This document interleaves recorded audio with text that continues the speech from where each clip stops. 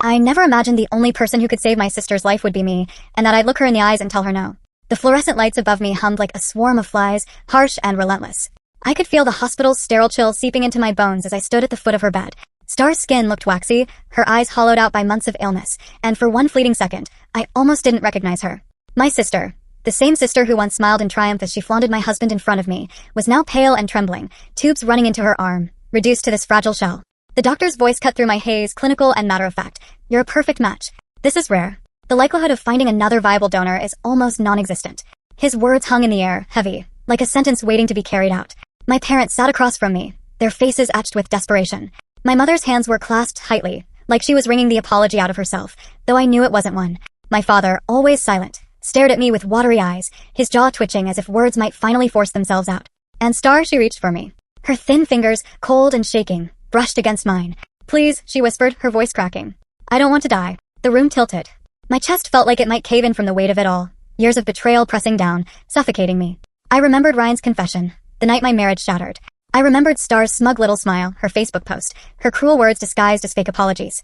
I remembered the wedding invitation, the sunflower field photo, the audacity of it all. And now here she was, begging me to give her not just my forgiveness, but my body. The doctor looked at me expectantly. My parents leaned forward, hungry for hope. Star's grip on my hand tightened, as if she could squeeze mercy out of me. I took a deep breath, leaned close, and looked directly into her big brown eyes. You heard him, I said softly. I'm the only one who can save you. I paused, letting the silence burn. And I'm not going to. Her face crumpled. My mother gasped, half a sob, half outrage. My father's mouth opened and closed like a fish yanked from water. The doctor froze, clipboard clutched against his chest, unsure if he should intervene. And me? For the first time in years, I felt steady, cold, in control. Because this moment, this choice, wasn't born here in this hospital. It began years ago, the night I discovered my husband's betrayal. And to understand why I could look my dying sister in the eye and tell her no, you'd have to go back with me, to the very beginning. If you had asked me 8 years ago, I would have told you my life was perfect. Not extraordinary, not glamorous, but safe. I was married to Ryan, my college sweetheart, the man who held my hand through 20-something chaos and promised me a forever that felt steady, unshakable. We weren't without our fights, no marriages. But every argument seemed to end with laughter or quiet apologies in bed, tangled beneath sheets that smelled of fabric softener and trust. We built a rhythm. He worked the traditional 8 to 4:30 grind, and I clocked in later, a 10 to 7 schedule that kept our evenings precious. We had rituals. Friday pizza nights, lazy Sunday mornings with the newspaper spread across the kitchen table, the soft click of his wedding band against his coffee mug. I loved those little things. I thought they were proof of us. And then Star came back. Even saying her name makes me feel like I'm summoning a storm. My little sister, the golden child, the one my mother adored with a fierceness that left no room for me. When we were kids, everything I did was measured against her, unfairly, ruthlessly. I remember being 16, pulling up to our driveway in the beat-up Dodge Neon my parents had generously handed down to me. The paint was peeling, the AC long dead, but it was freedom. Until Star turned 16. She pulled up next to me in a sleek, nearly new Mitsubishi Eclipse, its silver paint glinting in the sun, her smile wide and effortless. Don't be jealous, Mom said as she handed Star the keys. She's just more responsible than you. Responsible. That was always the word. When I made curfew 15 minutes late, they grounded me for a month and took my car. When Star rolled in 2 hours past hers, reeking of weed, Mom just wagged a finger and muttered, "Don't let it happen again." I learned to stop competing. I let her have the spotlight, let Mom beam at her during dance competitions while Dad nodded along, spineless and compliant. I figured one day when she moved away, I'd finally have peace. And for a while I did. She left for Florida at 18, chasing sun and escape, and I settled into my own life here. We weren't close, not even the kind of sisters who text on birthdays. Star's world was her own, distant and glossy on social media. I was okay with that. Until she came crawling back after her boyfriend dumped her. She was 28 then, broke, humiliated, dragging her suitcases up our parents' front steps. She told us he'd been cheating with men. I didn't buy it. I'd met him 3 times. He seemed boringly straight. But I let her tell her story, dramatic as always, painting herself the victim. She stayed with my parents for a while, playing the prodigal daughter routine, until she landed on her feet again. And here's where my mistake began. My generosity, my blind spot. I suggested Ryan might help her get a job. He was in management, had some pull, and sure enough, he got her a position in his department. I thought I was being a good sister. Maybe even leveling the playing field a little.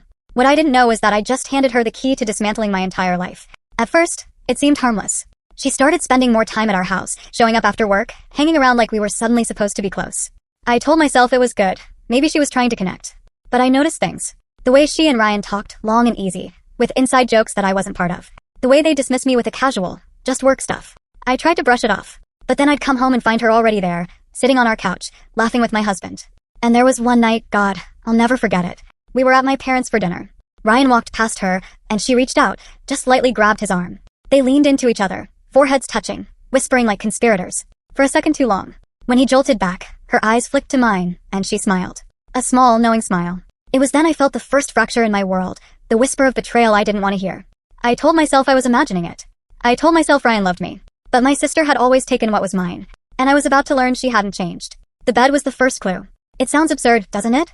Something as small as a pillow, as ordinary as a set of sheets, unraveling an entire marriage. But I made the bed every morning before work. Habit, rituals, control. The pillowcases always faced outward. Always. And that night, after Star had been over for dinner, I walked into the bedroom and saw them turned inward. A detail so tiny it would have been laughable, except my heart dropped to the floor. I asked Ryan if he'd been in the bed. His face flickered, just for a second, and then he shook his head. No. Why? The pillows, I said, my voice unsteady. He gave me that practiced smile, the one he used when he thought I was being ridiculous. You must have misremembered. But I didn't misremember. I knew. Something in my gut screamed it. I checked his phone when he wasn't looking. His laptop. Nothing. No texts, no emails. Too clean. Of course, they spent 8 hours together at work, then more at my house. Why would they need to text? I told myself I was paranoid. I told myself he loved me. Until the weekend getaway. We had planned it weeks earlier, just the two of us, a chance to escape the grind. The city was alive that Friday night, neon lights reflecting off rain-slick streets. We danced, we laughed. We made love in a hotel room that smelled faintly of whiskey and perfume. For a moment, I believed again. For a moment, I thought maybe I'd been wrong all along. Saturday morning, the sunlight spilling through the curtains, Ryan was humming in the bathroom as he shaved. I watched him, his familiar profile, the man I had built my life with, and I almost swallowed the words clawing their way up my throat. But I couldn't. Are you having an affair with my sister? The humming stopped. His eyes met mine in the mirror, wide, startled. Then his hand trembled, and the razor clattered into the sink. Tears welled instantly. He turned, face crumpling, and whispered, yes, just one word. A single, brutal knife. My chest collapsed. I couldn't breathe. The world narrowed to the sound of my pulse hammering in my ears. Why? The word tore out of me, ragged and raw. I don't know, he said, choking on it. I didn't mean for it to happen. We just clicked. And then before I knew it, we kissed and he broke off, covering his face. I staggered back, bow rising. In our bed. My voice cracked. Were you with her in our bed while I was at work? He turned his head, shame written across his features. That was my answer. Something inside me shattered. The man I had loved since I was 21, the man I thought was my forever, had torn me open and handed my heart to my sister. I didn't scream. I didn't hit him. I didn't even cry. Not then. I grabbed my purse and walked out, heels clicking against the hotel's tiled hallway, each step heavier than the last. I drove home alone, my hands trembling on the steering wheel, the city blurring through my tears. By the time he showed up hours later, suitcase in hand, begging, I was beyond words. He packed another bag and left for a hotel. The next day, I told my parents. And of course, they already knew. We're sorry about what happened, my mother said, her tone more inconvenience than sympathy. But Star deserves to be happy too. You'll meet someone someday, and then we can put this behind us. I stared at her, disbelieving. She tagged me in a picture. A picture of him kissing her, with a caption that said, feeling loved. Mom shrugged. You shouldn't be on that stuff anyway. And my father? He said nothing. Just sat there, nodding along like a shadow. That was the moment something hardened inside me. A vow. No more chances. No more family. I went no contact with all of them. 9 years of my life gone. A husband, a sister, parents who had chosen her betrayal over my pain. I told myself I would never forgive them. And I meant it. The divorce moved faster than I expected, like watching someone bulldoze your house while you're still standing inside it. Ryan found an apartment immediately. Star moved in with him. Just like that, my husband and my sister playing house, while I was left with the rubble of 9 years of my life. At first, he said I could keep the house, the savings, guilt dripping from every word. But within a week, I saw her fingerprints all over his change of heart. Suddenly, he wanted half of everything. Suddenly, the man who'd begged me for forgiveness was arguing over square footage and equity. Thankfully, I'd already drained the savings into a separate account. Small victories. The house went up for sale. And with it, every memory. I packed each room in silence, swallowing tears as I wrapped wedding china we'd never used, framed photos of vacations that now looked like lies. Each box felt like another chapter closing. When the papers were signed, I left. Not just the house. Not just Ryan. Not just Star. I left my parents, too. Their spineless apologies. Their warped sense of loyalty. I went no contact fully and finally. I didn't tell them where I was going. I drove north, out of Missouri, past the cornfields and truck stops, into Minnesota. I signed a lease on a small apartment, decorated with secondhand furniture, the walls bare at first. It was quiet. Too quiet. At night, the silence pressed down like a weight. I tried dating once. Just once. A man who looked nice enough over coffee. But halfway through dinner, his jokes turned into cruel jabs at the waitress, and I saw Ryan smirk in the corners of his mouth. I excused myself to the bathroom, walked out the back door, and swore off men entirely. That's when the loneliness hit. I started therapy because I didn't know how to live anymore. My life had been gutted, and I didn't trust myself not to repeat the same mistakes.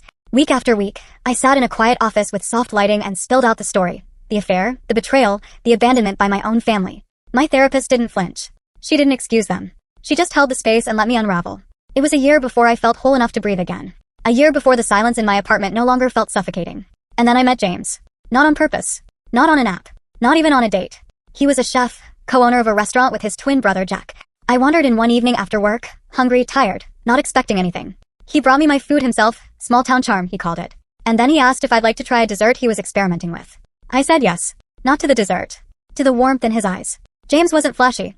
He wasn't charming in that rehearsed, manipulative way Ryan had been. He was steady. Patient. His hands smelled of garlic and rosemary. His laugh was deep and genuine. He listened.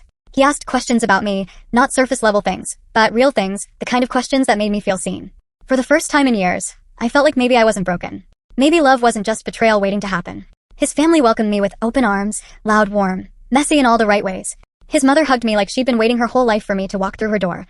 His grandmother slipped me recipes. His brother teased me gently, protective without even meaning to be. For the first time, I knew what family was supposed to feel like. But the ghosts weren't gone. They lingered. They always did. 9 months after I left Missouri, I opened my mailbox and found an envelope. Thick, cream-colored, embossed with flowers. An invitation.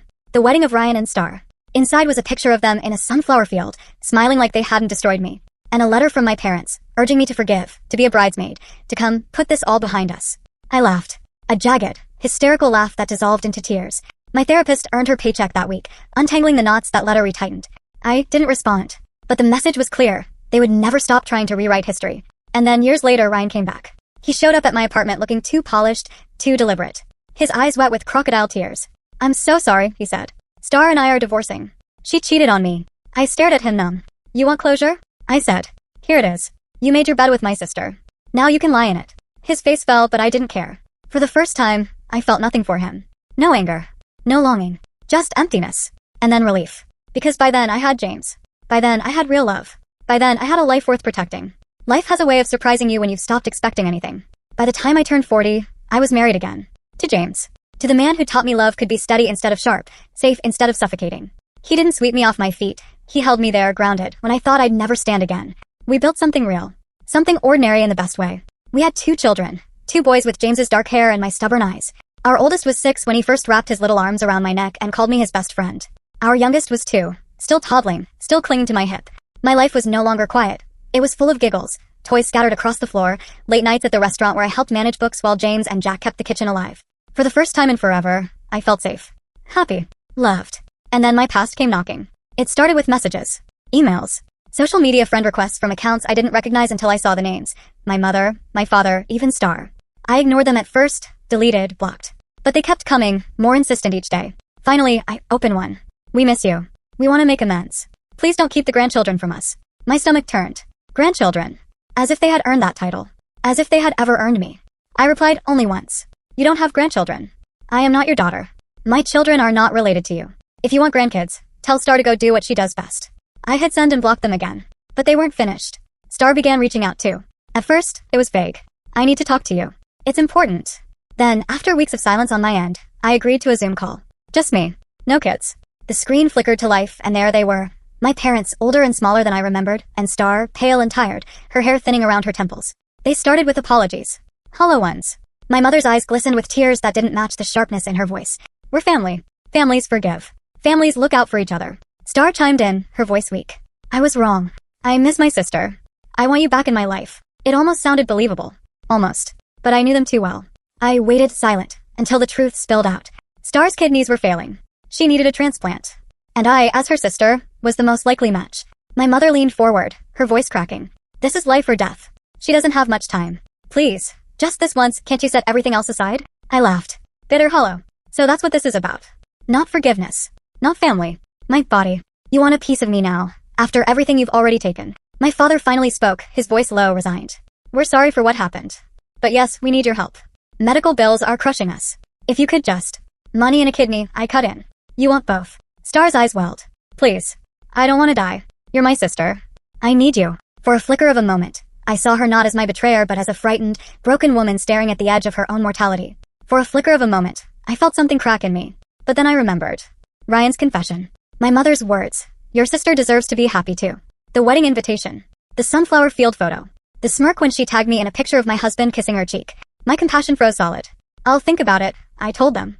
I'll get tested here in Minnesota. If I'm a match, we'll talk. They looked relieved, desperate, hopeful. They didn't know my decision was already made. A week later, I got the results. Perfect match. I packed a bag, kissed my children, and told James I'd handle it myself. He wanted to come, but I refused. This was my battle. My closure. I drove back to Missouri, the state I had sworn I'd never return to. Back to the ghosts. Back to the family that had broken me. And as I walked into that hospital, I knew exactly what I was going to do. Hospitals have their own kind of silence. Not peaceful silence. Heavy silence. The kind that hums with machines, echoes with muffled coughs down hallways, and seeps into your skin until you feel smaller than you really are. I walked into that place with a straight back and shaking hands, my stomach in knots. My parents were already waiting, their faces lighting up with false relief when they saw me. My mother reached for me, but I moved past her. I wasn't here for them. Star was in her hospital bed, pale and fragile, but even then, there was something in her eyes, something manipulative, something that whispered she still believed she could win. The doctor joined us, clipboard in hand. He spoke clinically, efficiently. Your sister is a perfect match. It's rare to find compatibility this close. Without a transplant, Star has about 6 months left. His words were sharp, final, like a judge reading out a sentence.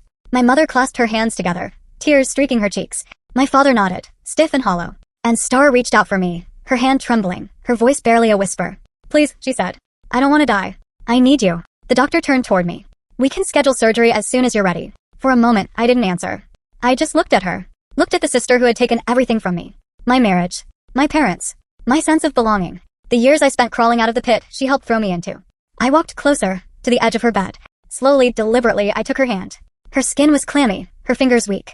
I leaned down, close enough to see the flecks of gold in her brown eyes. You heard him, I whispered. I'm the only one who can save you. Her eyes glistened with hope. And I'm not going to. It was like watching glass shatter in slow motion. Her face crumpled, disbelief giving way to sobs. My mother gasped, clutching her chest, while my father finally spoke, his voice trembling. How can you say that? She's your sister. I straightened. No, she's not. Not anymore. She forfeited that the day she climbed into bed with my husband. The doctor looked stunned, frozen in place, as if he'd stepped into the middle of a family war zone he had no business witnessing. A nurse hovered near the doorway when my mother's tears turned to rage. You can't carry this hate forever. You'll regret this. Families forgive. I turned on her, my voice sharp enough to cut.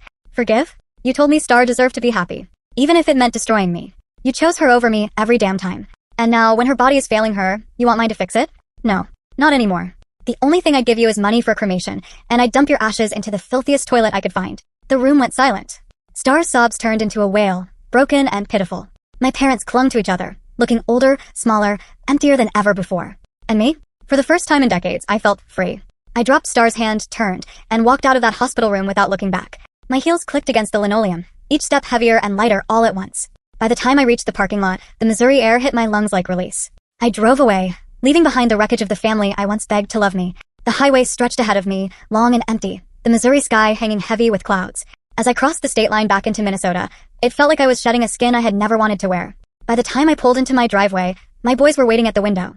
My oldest pressed his small hands against the glass, grinning when he saw me. My youngest toddled clumsily to the door, arms outstretched the second James opened it. I scooped them both up, their warmth flooding me, their little voices calling Mommy, louder than anything I'd heard in that sterile hospital room.